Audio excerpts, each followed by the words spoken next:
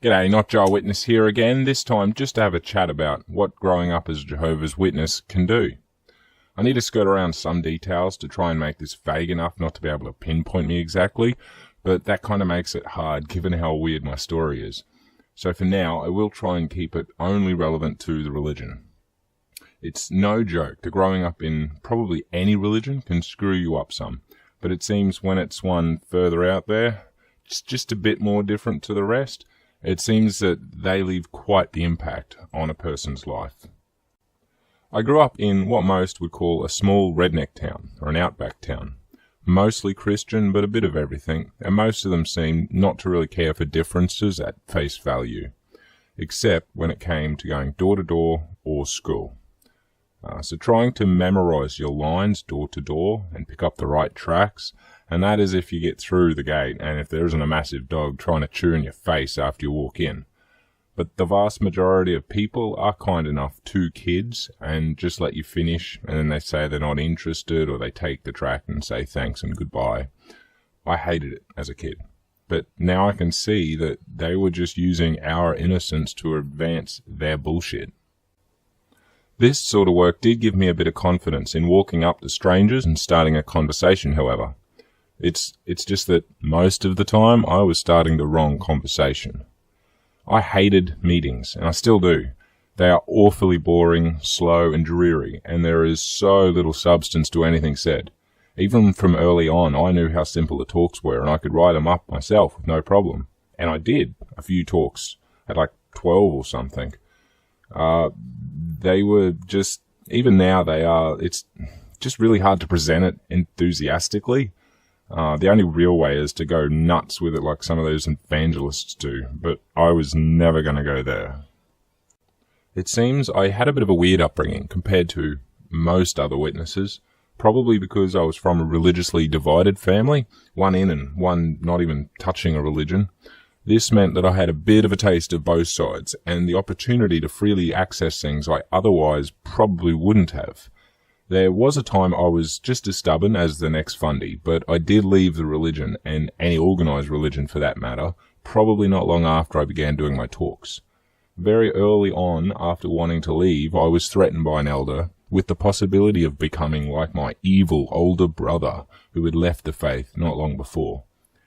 So I left, and I spent the next few years in school basically being the rebellious nerd.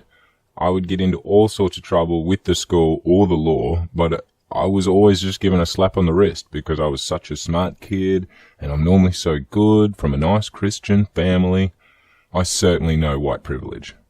It even culminated in a very long road trip across the countryside, just two kids, a mate and I running around towns, committing crimes, and then ditching for another town, hitchhiking along the way. We did get caught eventually, of course, and for some reason I remember using the religion as an excuse. I don't know why I felt that way or if I really did feel that way, but it seemed to pass the mustard for the cops and probably made my fading easier. I wasn't even in high school by then. Since then, I had never followed a religion. No man would lead me, but I still held a strong belief in Jehovah and the Bible in general. I just didn't believe that man had it worked out or ever would. It wasn't until just this last month that I hit the real turning point, probably more than a decade after actually leaving the religion. From that point onward, I explained for the most part in another video.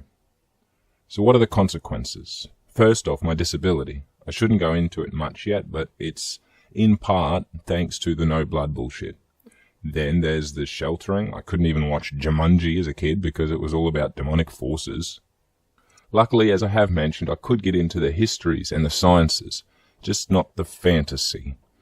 I was a very socially awkward kid because of all of this, I suppose, and that made my mum a little more lenient towards me befriending kids from outside of the church. But in our small town, there was only like one or two kids in my age in the church, so it didn't give me much choice. We went through some strict shit as kids to go to meetings and do right, but strangely enough, the violence mostly didn't come from our religious mother. I think it was more something that came with the times and the rough conservative side. not something I imagine would pass now, even in the church, or I'd hope not, at least. I have trouble still putting a lot of these memories together, as I have honestly worked hard to successfully repress them over the years. I have a lot of thoughts and memories that are good, but they are surrounded by so much that wasn't. So, hopefully in time doing this, I'll be able to bring up more things and recall more.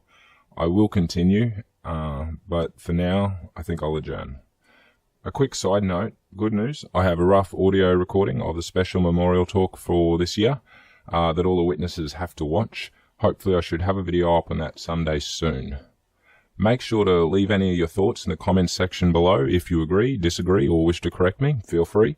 Plus, if you have any topics that you want me to cover or dig deeper into, go ahead and leave your suggestions down there too. I'm on the Twitter machine now, NotJah Witness. If you want to get in touch there or go full Pentecostal and speak in tongues at me, please do. I love hearing from all sorts of people. And if you would like to see more on JWs or other religious beliefs, as I do what I can to expose and refute them where I can, please hit that like button and subscribe if you will.